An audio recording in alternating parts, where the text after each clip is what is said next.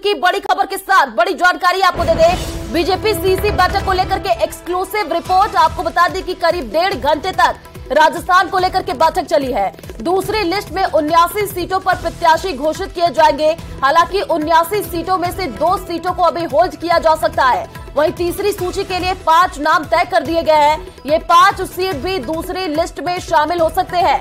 आपको बता दें कि 84 सीटों पर भी दूसरी सूची में प्रत्याशियों का ऐलान हो सकता है और लिस्ट में बड़े नेताओं के नाम शामिल हो सकते हैं।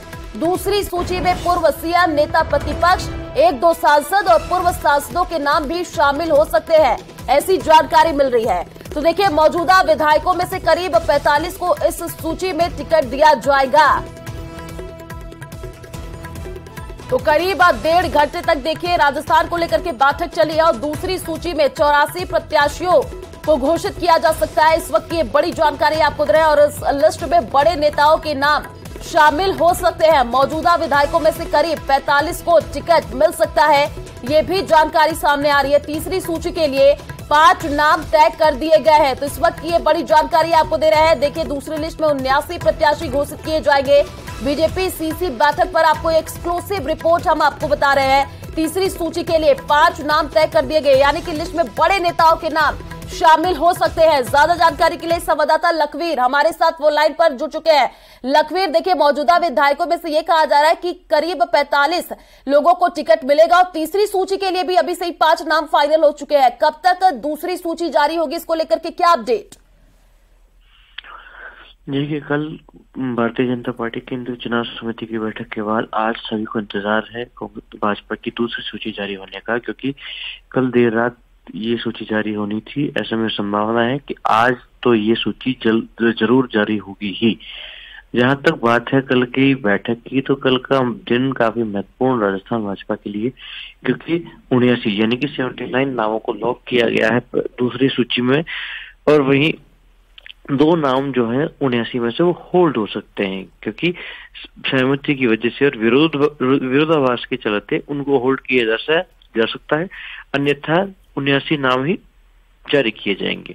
वहीं तीसरी सूची के लिए 5 नामों पर डिस्कशन हुआ है, लिहाजा उनको भी दूसरी सूची में ही जारी करने की संभावना है। तो साफ तौर पर कहा जा सकता है, ये सबसे पहले एक्सक्लूसिव खबर हमने कल ब्रेक की थी कि जो दूसरी सूची जारी होगी भारतीय जनता पार्टी की, उसमें एग्जैक्ट फिगर हमने दिया कि 77, 79 नहीं तो फिर 84, 77, 79 या फिर 84 नामों की दूसरी सूची जारी होगी भारतीय जनता पार्टी की, जिसमें मौजूदा 45 विधायकों का उल्लेख होगा। 45 विधायकों के टिकटों का ऐलान किया जाएगा। तो वहीं करीब 1 दर्जन नए लोगों को तरजीह दी जाएगी, क्योंकि भारतीय जनता पार्टी ने 1 दर्जन मौजूदा विधायकों को टिकट काटने का मन बनाया है और उसका जो असर है वो इस सूची में देखने को मिलेगा, क्योंकि 45 मौजूदा विधायक इस सूची के अंदर होंगे, वहीं 1 दर्जन नए लोग शामिल होंगे। और इसके अलावा भी ये महत्वपूर्ण सी हो जाता है आयुषी। कंटिन्यू कीजिए लखवीर। क्योंकि महत्वपूर्ण इसलिए क्योंकि इस दूसरी सूची में पूर्व मुख्यमंत्री वसुंधरा राजे को जगह दी जाएगी, नेता प्रतिपक्ष राजेंद्र राठौड़ को जगह दी जाएगी, उपनेता प्रतिपक्ष सतीश पूनिया को जगह दी जाएगी। इसके साथ ही 1-2 सांसद चुनाव लड़ सकते हैं, तो वहीं 1-2 पूर्व सांसदों का नाम भी इस सूची में शामिल किया जा सकता है। मतलब साफ कहा जा सकता है कि जो बड़े नाम हैं, जो प्रदेश के बड़े लड़ैया हैं, वो इस दूसरी सूची में शामिल हो सकते हैं। उनके सीटों पर उनके नाम का ऐलान इस दूसरी सूची में हो जाएगा।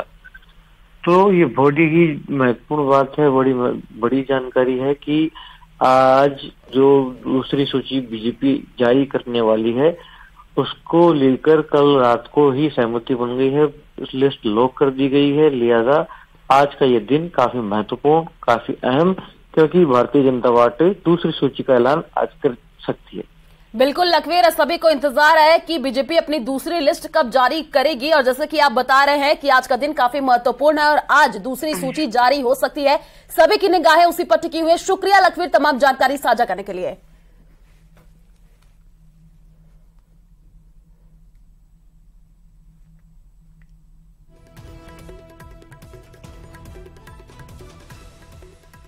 तो बड़ी जानकारी आपको दे दें, दौसा में प्रियंका की सभा में सीएम गहलोत ने 5 विधायकों को टिकट मिलने के संकेत दिए हैं। उन्होंने ओम प्रकाश हुड्डा, गजराज खटाना, मुरारी मीणा और प्रसादी लाल मीणा और ममता भूपेश को भी जिताने की अपील की है।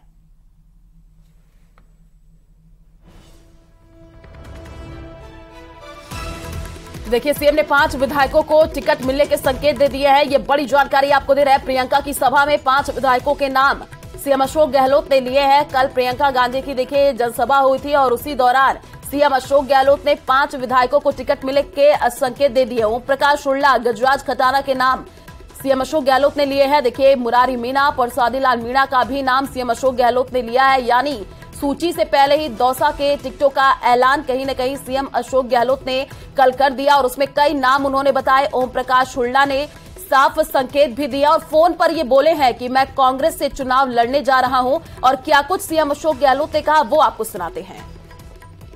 2030 वो सपना आपने देखा होगा, करीब 3 करोड़ 32 लाख लोगों ने अपने विचार व्यक्त किए हैं।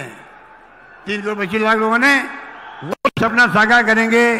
यही बात करता मैं आप सबको बहुत बहुत बधाई देता हूं और ये कहना चाहूंगा, ममता भूपेश आपकी नेता जो है आपके लिए प्रतिबद्ध है, समर्पित है, आपके सुख में काम आती है, कोई कमी रखी नहीं है। आप चारों 5 विधायक जो हमारे हैं, इन सबको मैं अपील करूंगा, प्रसादी मीणा जी स्वास्थ्य मंत्री, मुरारी मीणा जी कृषि उप राज्य मंत्री, जय खटाना जी, हुड्डा जी आए नहीं हैं, आप 5 विधायक को जिता के भेजो। ये मेरी आपसे मानवीय अपील रहेगी। तो कांग्रेस महासचिव प्रियंका गांधी ने दौसा के कांदोली में जनसभा की। प्रियंका ये दौरा पहले से ही ये उनका तय था और जाहिर है तैयारियां भी जोरों शोरों से की गई थी। उनका जोरदार स्वागत किया गया। मंच पर सीएम अशोक गहलोत भी थे और सचिन पायलट भी। भाषण के दौरान प्रियंका ने बीजेपी पर जमकर हमला बोला।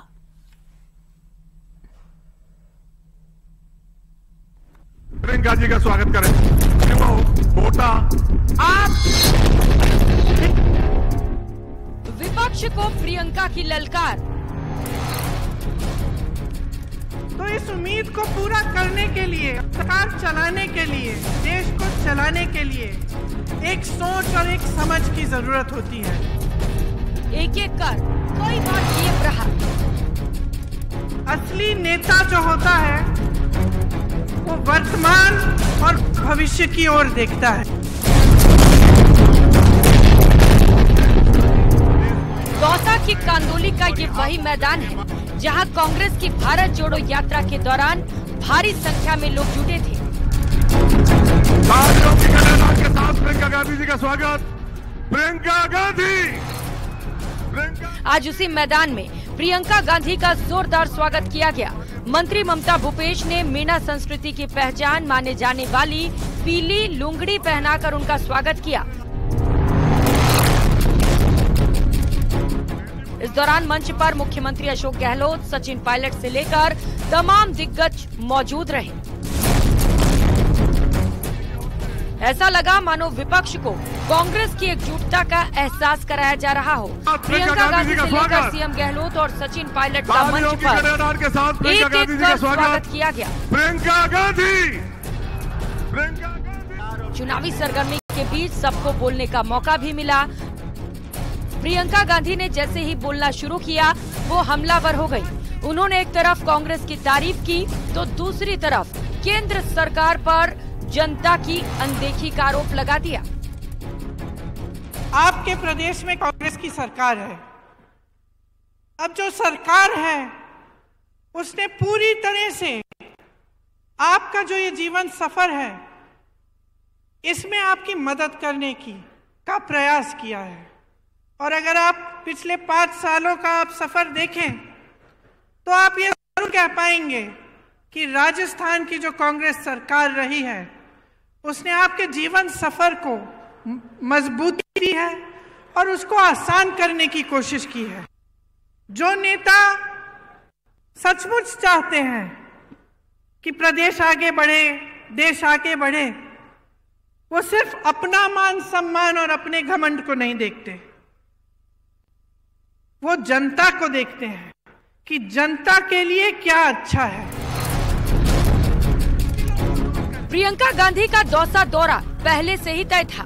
उसकी एक वजह ये भी मानी जा सकती है कि आज ही ईआरसीपी पर शुरू की गई कांग्रेस की जन जागरण यात्रा का समापन था।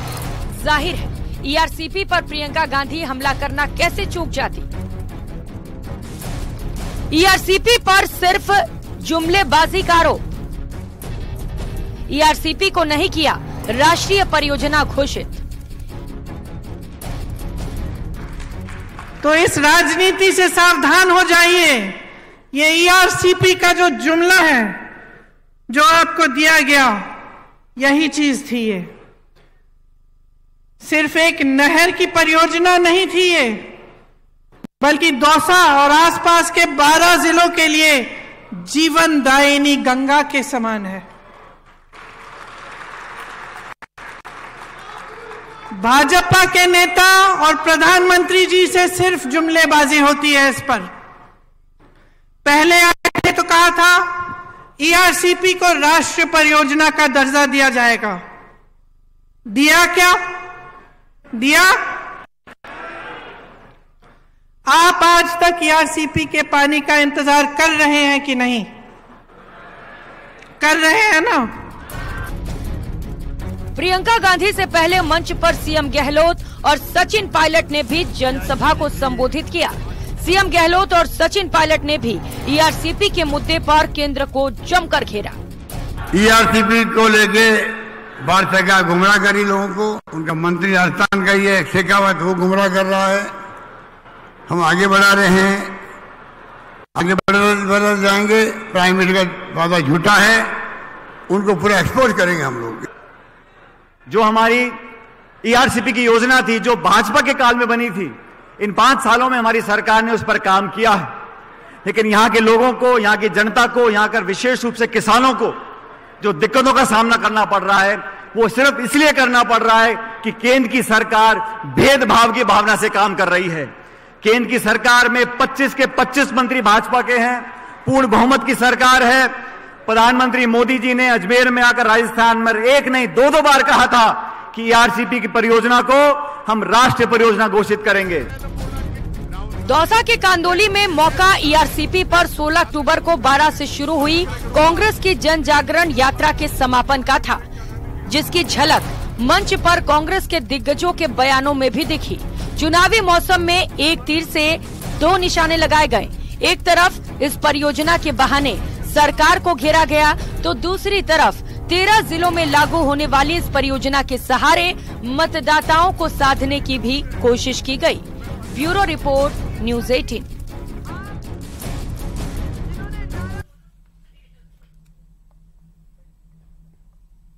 तो धौलपुर से बड़ी जानकारी आपको दे दें। कांग्रेस में शामिल हुई शोभा रानी कुशवाहा। आपको बता दें कि बीजेपी से निष्कासित विधायक है शोभा रानी कुशवाहा, और शोभा रानी 2 बार बीजेपी की टिकट से विधायक बनी थी। शोभा रानी को राज्यसभा में क्रॉस वोटिंग करने पर निष्कासित किया था, और शोभा रानी ने अब की बार कांग्रेस पार्टी से टिकट भी मांगा है। न्यूज़ 18 से कहा, मैं कांग्रेस के टिकट पर चुनाव लड़ूंगी।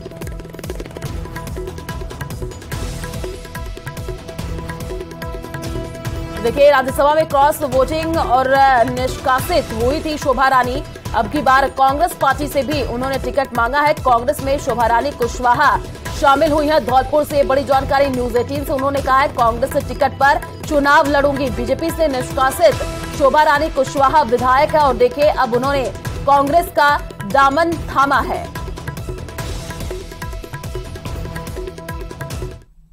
तो हैदराबाद में अग्नि तांडव देखने को मिला। आपको बता दें कि छात्रावास में भीषण आग लगी है, और किंग कोटी इलाके की पूरी घटना बताई जा रही है। हादसे में कोई हताहत नहीं हुआ है, ये राहत भरी खबर है। तो छात्रावास में देखिए भीषण आग की तस्वीर हम आपको टीवी स्क्रीन पर दिखा रहे हैं। किंग कोटी इलाके में ये आग लगी है, और राहत की खबर ये है कि अभी देखिए यही है कि दमकल की गाड़ियां मौके पर पहुंची हैं, आग पर बुझाने का प्रयास किया गया, और कोई भी यहाँ पर हानि नहीं हुई है। किंग कोटी इलाके की ये पूरी घटना बताई जा रही है, और हादसे में कोई हताहत नहीं हुआ है। ये तस्वीर भी देखिए टीवी स्क्रीन पर। हैदराबाद में अग्नि तांडव ये देखने को मिला है। छात्रावास में ये भीषण आग लग गई, और क्या कारण रहे आग लगने के अभी ये पता नहीं चल पाया है। किंग कोटी इलाके की ये पूरी घटना बताई जा रही है। राहत भरी खबर यही है कि हादसे में कोई हताहत नहीं हुआ है।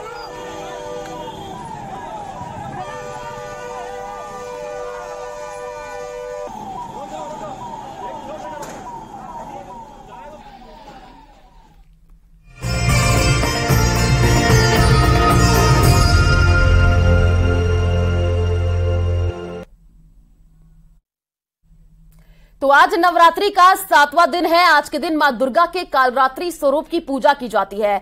पौराणिक कथा के अनुसार असुरों के राजा रक्तबीज का संहार करने के लिए दुर्गा मां ने मां कालरात्रि का रूप लिया था। तो देखिए, नवरात्रि का आज 7वां दिन है और अलग अलग जगह से देखिए हम आपको तस्वीर प्रतिदिन दिखाते हैं, जिसमें जो हमारे रिपोर्टर्स हैं वो पहुंचते हैं, मंदिरों की तस्वीर दिखाते हैं, जिसमें जो भक्तजन है बड़ी संख्या में पहुंचते हैं माता के दर्शन करने के लिए। नवरात्रि का देखिए आज 7वां दिन है। भारी भीड़ देखने को मिल रही है। मां दुर्गा के कालरात्रि स्वरूप की आज के दिन पूजा अर्चना की जाती है। मंदिरों में भक्तों का सैलाब सुबह से ही देखने को मिल रहा है और माता को प्रसन्न करने के लिए अलग अलग भोग लगाए जाते हैं। हर कोई अपनी मनोकामना लेकर के माता के दरबार में पहुंचता है। तो आज नवरात्रि का 7वां दिन है। मां दुर्गा के कालरात्रि स्वरूप की आज पूजा अर्चना की जा रही है। और देखिए, लगातार जो तस्वीर हम आपको दिखाते रहते हैं उसमें आप देख पाते हैं कि जो रिपोर्टर्स हैं वो अलग अलग मंदिरों में पहुंचते हैं, वहां से आपको दर्शन भी कराते हैं और जो भक्तजन वहां पर पहुंचते हैं उनसे बातचीत करने की कोशिश करते हैं, पंडितों से भी बातचीत करने की कोशिश करते हैं, उनसे जानते हैं कि पूजा की क्या विधि विधान है,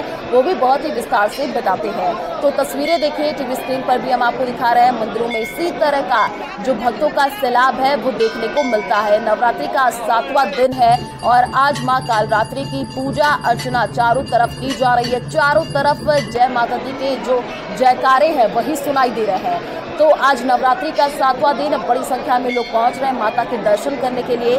नवरात्रि के 9 दिन देखिए मां के 9 स्वरूपों की पूजा अर्चना की जाती है। तो आज माता कालरात्रि की पूजा अर्चना की जा रही है। भक्तजन मंदिरों में पहुंच रहे हैं, माता की आरती कर रहे हैं, अपनी मनोकामना लेकर के पहुंच रहे हैं और भारी भीड़ देखिए सुबह से ही देखने को मिल रही है। और नवरात्रि के इन 9 दिन जो तस्वीरें लगातार सामने आएंगी, देखिए इसमें आप लगातार यही देखेंगे कि बड़ी संख्या में जो भक्तजन है मंदिरों में पहुंच रहे हैं माता के दर्शन करने के लिए। चढ़ावा वहां पर माता को चढ़ाते हैं और माता से मनोकामनाएं मांगते हैं और यही कहते हैं कि जो भी उनकी मनोकामना हो वो जो माता रानी है जल्द पूरा करें। और जो तस्वीरें हम आपको दिखाते हैं उसमें जो भक्तजन पहुंचते हैं वो भी हम आपको दिखाते हैं और जो भक्तजन है वो माता के भजन गाते हुए नजर आते हैं। काफी उत्साहित भक्तजन इन 9 दिनों में नजर आते हैं। तो मंदिरों में देखिए भक्तों का सैलाब सुबह से ही देखने को मिल रहा है और पिछले 6 दिन से जो हमने आपको तस्वीरें दिखाई उसमें भी बड़ी संख्या में लोग पहुंचते हैं माता के दर्शन करने के लिए। अलग अलग मंदिरों से हम आपको तस्वीर दिखाते हैं और उस मंदिर की क्या खासियत होती है वो भी हम आपको बताते हैं। तो आज देखिए माता की पूजा अर्चना की जा रही है। चारों तरफ जय माता दी की जो जयकारे हैं वही आज सुनाई दे रही हैं और मां दुर्गा के कालरात्रि स्वरूप की आज पूजा अर्चना की जा रही है।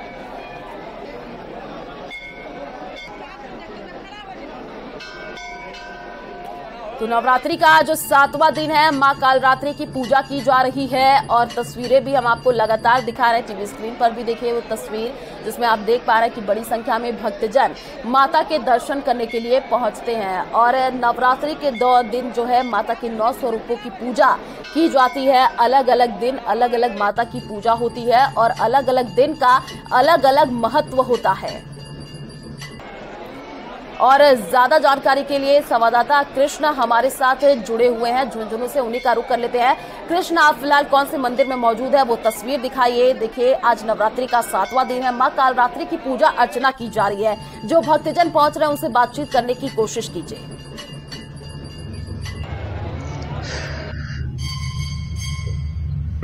जी, आज शरदीय नवरात्रों का 7वां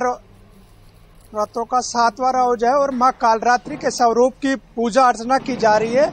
और इस समय मैं मौजूद हूं दुर्गा माता के जो पंडाल में और यहां पर आचार्य नरेश शास्त्री के सानिध्य में पूजा अर्चना की जा रही है। हम इनसे बात करेंगे कि मां के 7वें स्वरूप की किस तरह पूजा अर्चना की जाती है और उनकी पूजा अर्चना से किस तरह क्या भक्तों को फल मिलता है और किस विधि विधान से आज इसकी पूजा अर्चना होनी चाहिए। या देवी सर्वभूतेषु शक्ति रूपेण संस्थिता नमस्तस्यै नमस्तस्यै नमस्तस्यै नमो नमः। जय मैया की। आज माँ के 7वें स्वरूप कालरात्रि का विशेष पूजन अर्चन किया जाता है। माँ भगवती कालरात्रि ने रक्त बीज का वध करने के लिए अवतार लिया था। रक्त बीज की बूंदे जब भूमि पर गिरती थी तो असंख्य राक्षस प्रकट हो जाते थे। माँ ने कालरात्रि का स्वरूप बनाकर उस रक्त बीज का वध किया था। आज माँ भगवती को परम प्रिय गुड़ का भोग लगाया जाता है, फल में चीकू का भोग लगाया जाता है। माँ का ये जो स्वरूप है, गदर्भ पर माँ की सवारी है। माँ के नेत्रों में अंगारे हैं, माँ के चारों ओर जो माँ की आकृति है वो दुष्टों को संताप देने वाली है और भक्तों को अभय प्रदान करने वाली है। साधक जन काल रात्रि का ध्यान कर अपने आप को अभय प्रदान करते हैं। माँ का ये स्वरूप भक्तों को हर प्रकार से, भक्तों की हर प्रकार से, हर संकटों से रक्षा करता है। ऐसा माँ भगवती काल रात्रि का स्वरूप है। माँ काल रात्रि साधक जन को अरिष्टों से निवारण कर उसे वह परम गति प्रदान करती है। जो माँ भगवती महाकाली का भगत होता है वह सब प्रकार से हर विषम परिस्थिति में अभय मुद्रा में रहता है, उसे किसी भी प्रकार का संकट नहीं होता। माँ का ये जो स्वरूप है, माँ ममतामयी भी है अपने भक्तों के लिए, लेकिन वही माँ अपने भक्तों के उद्धार के लिए काल रात्रि का स्वरूप भी धारण करती है। प्रथम शैलपुत्री, द्वितीयम ब्रह्मचारिणी, तृतीयम चंद्र घंटेति, कुष्मांडेति चतुर्थकम, पंचम स्कंद माता, षष्ठम च कात्यायनी, सप्तम काल रात्रि, महागौरीति चाष्टमम, नवम सिद्धिदात्री, नव दुर्गा प्रकृतिता। माँ का ये जो स्वरूप है वो अभय को प्रदान करने वाला है। न्यूज 18 राजस्थान चैनल को धन्यवाद कि मैया के नवरात्र क्रम का आप संपूर्ण राजस्थान, संपूर्ण राष्ट्र में प्रचार कर रहे हैं। मैया के भक्तों को पुनः शुभकामनाएं। तो आज शारदीय नवरात्रों में है, माँ के 7वें स्वरूप की है वो पूजा अर्चना की जा रही है और मंदिरों और जो दुर्गा पूजा के पंडाल है उनमें सुबह से ही श्रद्धालुओं का तांता लगा हुआ है। बिल्कुल कृष्ण, आपने तस्वीरें दिखाई और हम देख पा रहे हैं कि मंदिर की सजावट भी बहुत अच्छे तरीके से की गई है। आप बने रहिए हमारे साथ। हिमांशु मित्तल भी कोटा से हमारे साथ लाइव जुड़े हुए हैं। हिमांशु, वो तस्वीर दिखाइए जिस मंदिर में आप मौजूद, और देखिए हर एक मंदिर की अलग अलग खासियत होती है। जिस मंदिर में आप मौजूद है उस मंदिर की खासियत क्या है वो भी बताइए, और जो श्रद्धालु वहां पर पहुंच रहे हैं उनसे बातचीत करने की कोशिश कीजिए, क्योंकि नवरात्रि का 7वां दिन है। माँ कालरात्रि की पूजा अर्चना की जा रही है। माँ को प्रसन्न करने के लिए क्या भोग लगा रहे हैं आज भक्तजन? देखिए, नवरात्रि के 9 दिन देवी के 9 स्वरूप और 9 स्वरूप की अलग अलग मान्यता, अलग अलग तरह से पूजा। फिलहाल कोटा के शीतला माता मंदिर में हम हैं और आज देवी कालरात्रि की पूजा हो रही है और पूरे 9 रूपों में जो सप्तमी है उसका अपने अपने खास जो महत्व है वो माना जाता है। करने वाली ये देवी है। पौराणिक कथाओं के अनुसार असुरों के राजा है रक्तबीज, उनका वध देवी कालरात्रि ने किया था। फिलहाल तस्वीरें कोटा की शीतला माता मंदिर से हम दिखा रहे हैं जहाँ पर देवी की आरती है वो चल रही है और तस्वीरें अगर आप देखेंगे तमाम भक्त हैं वो यहाँ पर देवी भगवती की आरती में यहाँ पर पहुंचे हुए हैं और फिलहाल जो प्रचार चल रहा है और उसके साथ ही देवी को जो भोग है वो यहाँ पर लगाया जा रहा है। देख सकते हैं आप कि आगे बढ़कर के मेरे कैमरामैन दिखाएंगे कि तमाम जो भक्त हैं वो मौजूद हैं। कालरात्रि की जो विशेष आरती है वो आज के दिन में यहाँ से की जा रही है। प्रचार फिलहाल चल रहा है और पट लगाए हुए हैं फिलहाल जो भोग है वो विशेष आरती और आरती के बाद में जो उपचार चल रहा है उपचार के साथ यहाँ पर देवी लगाया जा रहा है। अपने आप से समझा जा सकता है क्योंकि नवरात्रा की 9 दिन है वो विशेष 9 दिन होता है और विशेष पूजा अर्चना विशेष आयोजन है यहाँ पर किए जाते हैं। दर्शन माता मंदिर की बात करें अलग ही मान्यता है पुरानी में और बड़ी हमारे आराधना के लिए